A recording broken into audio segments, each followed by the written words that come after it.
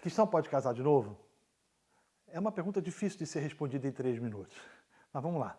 As Escrituras nos dizem que Deus odeia o adultério. Esse é o primeiro ponto que as Escrituras nos trazem. Deus, ele odeia o adultério. Quando Deus odeia alguma coisa, a coisa é séria.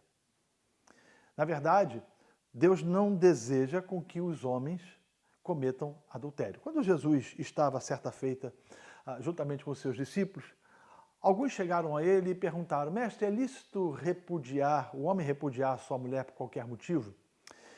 E Jesus deu uma resposta a eles muito interessante. O que estava por trás disso daí era uma discussão teológica entre duas escolas, a escola de Hilel e a escola de Shammai. A escola de Hilel uma das escolas dizia que era possível se divorciar da esposa da carta de divórcio e casar novamente, ou dar carta de divórcio por qualquer motivo, e o outro dizia que não.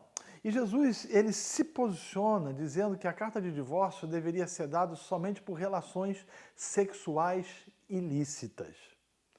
Essas relações sexuais ilícitas, a palavra usada por Jesus no original grego, traz a ideia, obviamente, de adultério, mas também nos leva a entender que outros tipos de comportamentos sexuais poderiam também efetivamente levar uma pessoa a pedir carta de divórcio. Então, portanto, o divórcio ele é permitido e não determinado pelo Senhor, pelo fato de que ele odeia o divórcio, então ele não queria efetivamente que os homens divorciassem, mas o texto diz, mas por causa da dureza do coração dos homens, ele deu a estes a possibilidade de divórcio, não por qualquer motivo, mas por relações sexuais ilícitas, por adultério. O que a gente vê hoje em dia é a pessoa dizendo o seguinte: olha, não rola mais química, não tem mais nada a ver, acabou o amor, então eu vou divorciar. Isso fere um princípio das Escrituras.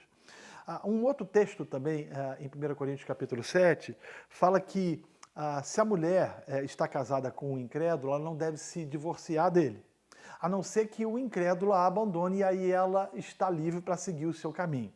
Esse abandono, na minha perspectiva, ele tem uma aplicação e uma amplitude maior. Por exemplo, eu entendo que uma mulher que sofre violência doméstica ou que apanha do seu marido, ela foi abandonada pelo seu marido, o que legitima o divórcio.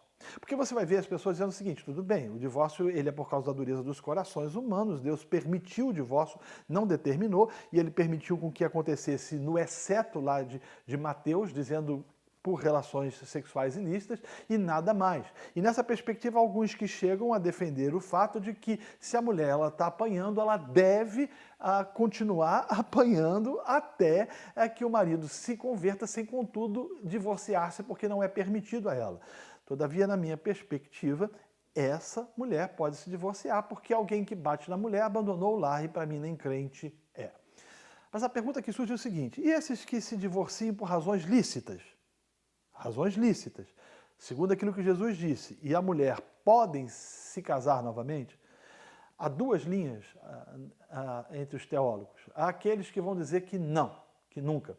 Há teólogos que vão dizer, por exemplo, que mesmo que uma mulher e um homem tenham sido ou tenham casado antes da conversão e se separaram, eles, mesmo que isso tenha acontecido, ou seja, que o casamento tenha se dado antes do conhecimento de Cristo, eles não podem casar novamente. Eu divirjo dessa perspectiva. Eu coaduno e penso da mesma forma que a Confissão de Fé de Westminster. Eu acredito e entendo de que no caso do exceto de Jesus, como a gente viu em Mateus, e do caso de 1 Coríntios, onde há abandono do marido, e aí eu encaixo a violência doméstica, porque violência doméstica é abandono, ambos podem contrair novo nascimento, ou melhor, novo casamento. Todavia, eu entendo que fora essa regra não há possibilidade de casamento novamente e que quem o faz está em adultério.